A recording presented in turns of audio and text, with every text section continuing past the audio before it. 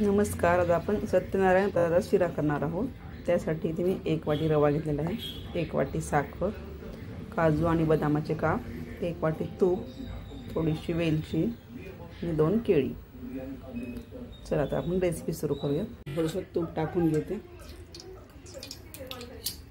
त्यात आपण काजू आणि बदामाचे काप तळून घेऊया।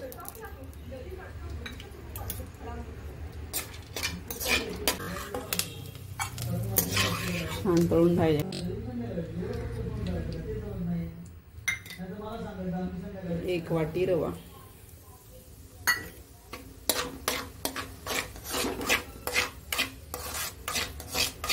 वाटी रव्याला आपल्याला दुप्पट पाणी घ्यायचं आहे, म्हणजे 2 वाट्या पाणी। तर मी 1 वाटी पाणी आणि 1 वाटी दूध असं गरम करायला ठेवलं आहे साईडला।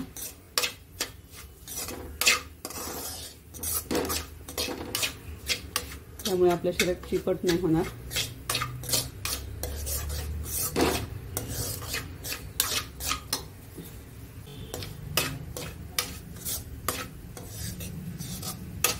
आपल्याला छान असा रवा मंद आचेवर भाजून घ्यायचा आहे।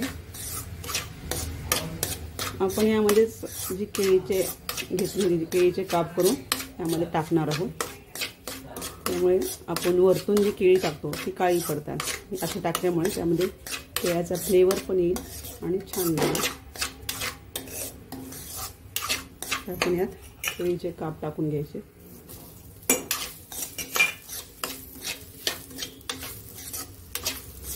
रव्यासोबत केळी पण भाजून घ्यायची आहे।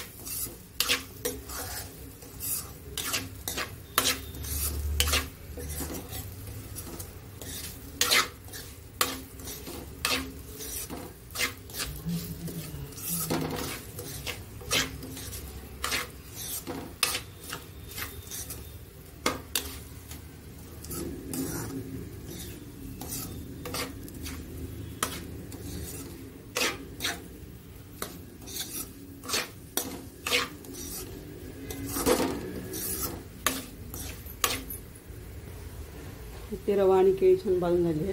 आता मी इथे पाणी घालून देत आहे।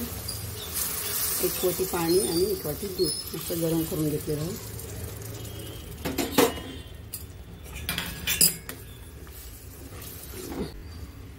2 मिनिट आपण त्याला झाकून ठेवूया।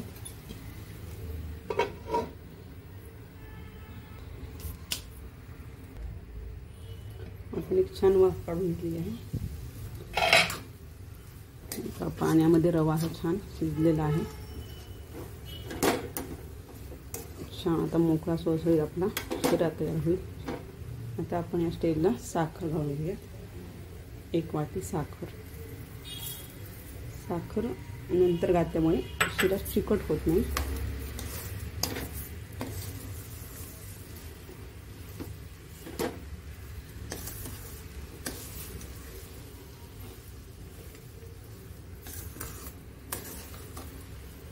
मी 1 वाटी रव्याला 1 वाटी साखर घेतली आहे, म्हणजे व्यवस्थित प्रमाण आहे।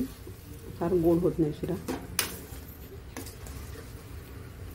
तुम्हाला हवी असेल तर तुम्ही जास्त पण टाकू शकता साखर, पण हे अगदी योग्य प्रमाण आहे।